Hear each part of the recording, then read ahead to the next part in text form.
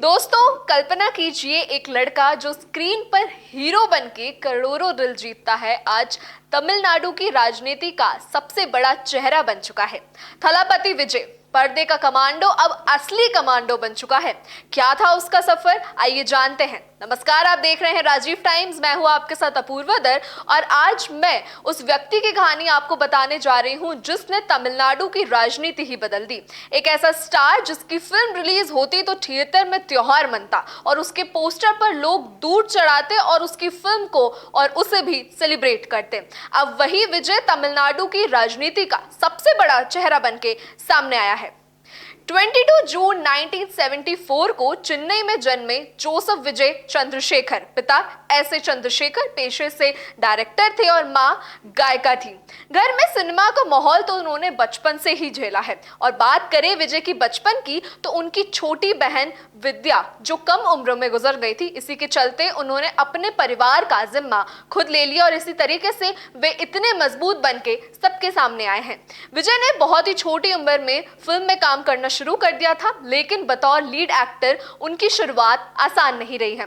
शुरुआती फिल्मों की अगर बात करें तो उनकी फिल्मों को मिक्स तरीके से रिस्पांस मिलता था। कई क्रिटिक्स ने तो ये भी कहा था कि ये लड़का लंबे समय तक टिकेगा नहीं, लेकिन फिर आई वो फिल्में जिन्होंने विजय को मासेस का किंग बना दिया, जिसमें थी विजय द मास्टर, लियो, बीगल, तहरीर, गोट जैसी फेमस फिल्म शामिल हैं जिन्हें फैंस के बीच में काफी पॉपुलर माना जाता है। और इन्हीं के बदौलत विजय आज थलापति के रूप में पूरे तमिलनाडु और देश में फेमस है। वहीं अगर उनकी शादी की बात करें तो 1999 में लंदन की श्रीलंकाई तमिल फैमिली की बेटी संगीता से उनकी शादी हुई थी और उसके बाद उस शादी के उनके 2 बच्चे भी हैं, जिसमें से एक बेटा जेसन संजय और बेटी दिव्या शाशा है।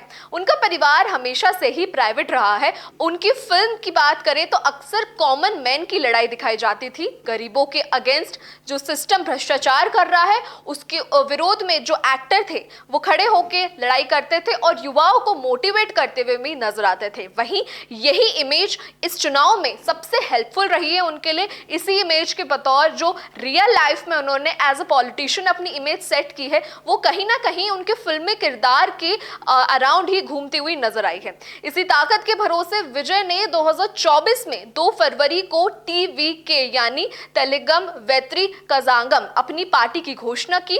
कोई गठबंधन नहीं था, कोई बैक पावर नहीं थी, कोई बड़ा चेहरा नहीं था जो उनकी पार्टी में शामिल हो रहा था, लेकिन विजय के विश्वास ने, तमिलनाडु के लोगों के विश्वास ने विजय को, इस पार्टी को इतना पावरफुल बनाया कि 2026 के चुनाव में पहली बार में मैदान में उतरे और पहली बार ही उन्होंने इतनी बड़ी मात्रा में जीत हासिल की है। विजय से इंस्पायर्ड लाखों तमिल युवा, महिलाएं, किसान, सब लोग उनकी रैली में हमें देखने को मिले हैं। सड़कों पर लाखों की तादाद में हमें भीड़ भी देखने को मिली है। जो विजय के फैंस भी रहे हैं वही फैंस वोटर बनके इस पूरे चुनाव में उनके साथ खड़े रहे हैं और ये साबित भी हुआ है जिस तरीके से 108 सीटें आई हैं TVK को। ये पूरा जो माहौल है दिखाता है किस तरीके की फैन फॉलोइंग, जो वोटर फॉलोइंग बनके इस पूरे गेम में, इस पूरे तमिलनाडु की पॉलिटिक्स में हमने सामने देखी है।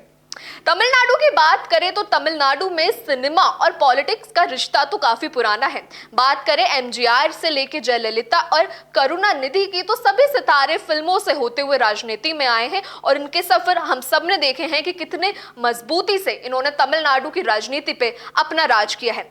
लेकिन विजय की राजनीति अलग मानी जा रही है। उन्हें सोशल मीडिया और यूथ कनेक्टिविटी से जोड़ा जा रहा है, इस पर उनका पूरा फोकस रहा है। वहीं उनकी टीम में फैन कल्चर और पॉलिटिकल मूवमेंट को बदल दिया है। युवाओं ने उन्हें करप्शन फ्री ऑल्टरनेटिव के तौर पर देखा है और चुना है और वोट किया है। विजय की जीत के बाद उनके दोस्त और साउथ इंडस्ट्री के काफी सेलिब्रिटीज ने उनको बधाइयां देते हुए पोस्ट किया है, जिसमें कमल हसन, चिरंजीवी, महेश बाबू, रामचरण, एक्टर नानी, एक्ट्रेस नयनतारा, रश्मिका मंदाना, विजय देवरकोंडा और बाकी एक्टर और एक्ट्रेसेस शामिल हैं।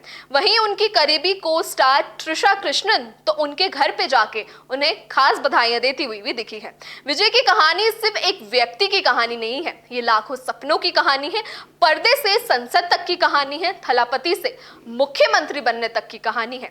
अब देखना यह होगा कि तमिलनाडु में विजय के साथ जो ये नया अध्याय शुरू हो रहा है, आखिरकार स्क्रीन पर जितना वे जीते हैं लोगों का दिल, क्या वे राजनीति में भी उसी तरह लोगों का दिल जीत पाएंगे? और जो वादे उन्होंने किए हैं, जो मैनिफेस्टो उनकी पार्टी ने तमिलनाडु के लोगों के सामने रखे हैं, क्या वे आखिरकार तमिलनाडु को एक नए रूप में, जिस तरीके से उनके किरदार उनकी मूवी में एक नए रूप में दिखाते हैं, क्या इसी तरीके से असल जिंदगी में भी वे मुख्यमंत्री बनते हैं और तमिलनाडु को एक नया चेहरा और एक नई उम्मीद मिलती है या नहीं? आपको क्या लगता है कि तमिलनाडु का फ्यूचर क्या होगा? विजय कैसे उसको बदल पाएंगे? अपने विचार, अपने व्यूज हमें कमेंट सेक्शन में बताएं। देश दुनिया से जुड़ी ऐसी ही सारी तमाम खबरें और जानकारी पाने के लिए यूट्यूब पर सब्सक्राइब करना ना भूलें और देखते रहिए राजीव टाइम्स।